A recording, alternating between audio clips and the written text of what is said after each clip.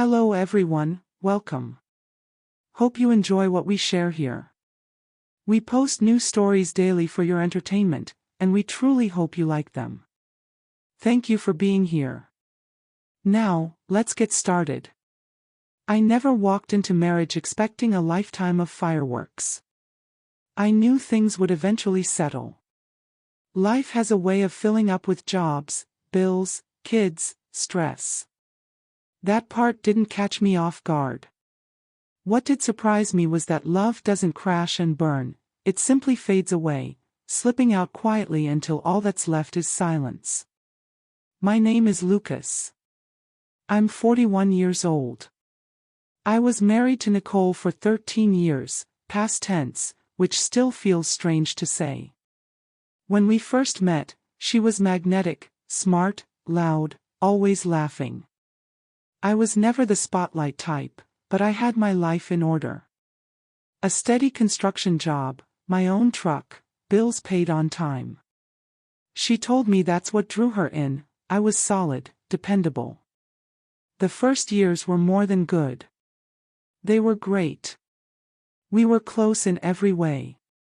Weekend road trips, late nights with movies, playful texts during the day. We had that spark. But around year 6 or 7, something started shifting. She stopped laughing at my jokes, not because they weren't funny, but because she wasn't even listening anymore. She'd come home, say she was tired, and spend the night scrolling through her phone. I'd lean in to kiss her neck, and she'd flinch like I was disturbing her. I told myself she was just stressed. Her job at the school had become heavier, more demanding. She'd stay late, come home exhausted. I did what I could, made dinner, did laundry, ran her baths. I thought if I kept pouring in love, eventually it would come back around. But it didn't. The kisses became pecks on the cheek, the hugs quick and hollow. Our bedroom felt barren. One night I tried to open up. "I miss us," I whispered. She gave me a thin smile and muttered, "I'm just not in the mood lately." "It's not you." But lately turned into months. I wasn't chasing fireworks, I just wanted to feel wanted. Yet every time I tried, a touch, a compliment, a look, I got shut down. The kind of rejection that makes you feel invisible.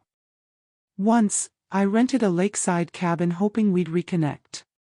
She spent the evening glued to her phone. When I tried to hold her, she said, "Can you not? I just want to be left alone." That one cut deep. Eventually, I stopped trying. Not out of anger, but because I had to protect myself. Every rejection carved away at me until I felt like a ghost in my own house.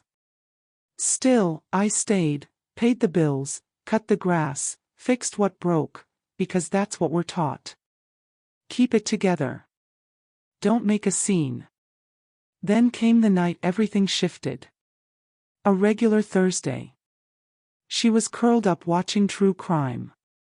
I sat beside her and said, "Can we talk after this episode?" She muted the TV, sighed like I'd interrupted the best part, and said, "What now?" "I miss being close to you." "I miss us," I said. She looked at me and replied flatly, "I don't have any desire for intimacy. Not with you. I don't feel that way anymore." It hit like a punch. Cold. Mechanical. She turned the TV back on. That's when something inside me broke, not in rage, but in clarity. This wasn't about sex. It was about being unwanted, unloved, unappreciated. I stood up quietly, packed a bag, and walked out. She didn't even ask where I was going. I crashed at my buddy Mason's. When he asked what happened, all I said was, "She doesn't want me." I'm done trying to convince her. No shouting. No big scene. Just silence. And in that silence, I realized, I'd been trying to revive a love that had already died. That wasn't love anymore. It was self-destruction. Nobody teaches you how to leave a marriage when nothing explosive happens. No cheating, no fights, just slow, steady neglect. But that neglect scars you all the same. Maybe worse, because there's nothing visible to point to. I didn't leave because I stopped loving her. I left because she stopped loving me, and I'd been too stubborn, or too blind, to see it. That night, as I drove away, the air felt different. Not relief exactly, but a bitter sort of peace. My hands shook, not from fear, but from knowing. I wasn't running, I wasn't yelling. I was simply done. As I pulled out, I heard my name. Kristen, Nicole's best friend, had just pulled up. She jogged over in pajama pants and a hoodie. "I saw your truck," she said. "What's going on?" I could have driven off, but something in her face, something like recognition, made me stop. Nicole told me she has no desire to be close to me anymore. So I left. Kristen sighed, looked away, then back at me. "I figured it would come to this," she said. When I asked what she meant, she hesitated, then told me. Nicole had been talking about me differently for a while, saying I was always around, saying I was too soft. At first, Kristen thought it was venting, but then Nicole's words grew colder. "She told me you're too emotional," Kristen said. "That you always want her attention, like that's a bad thing." I told her she was lucky. She just laughed and said she missed being chased. Each word felt like a stone in my stomach. Kristen touched my arm. "You're not crazy. You're not asking for too much. You just wanted to be loved back." I asked why she hadn't told me sooner. "I wanted to," she said. "But she's my friend. People don't like the messenger." I wasn't angry. Just sad. It confirmed what I already knew. I'd become the guy who paid bills and fixed the Wi-Fi, not the man she wanted. Before leaving, Kristen said something that stuck with me: "Don't let her coldness convince you that you're unworthy of love. She just stopped valuing what mattered. That's on her, not you." That night, I didn't go back to Mason's. I booked a cheap Airbnb, just a bed, a kitchenette, and quiet. I sat with a beer, not crying, not angry, just existing. For the first time in years, I felt my self-respect slowly return.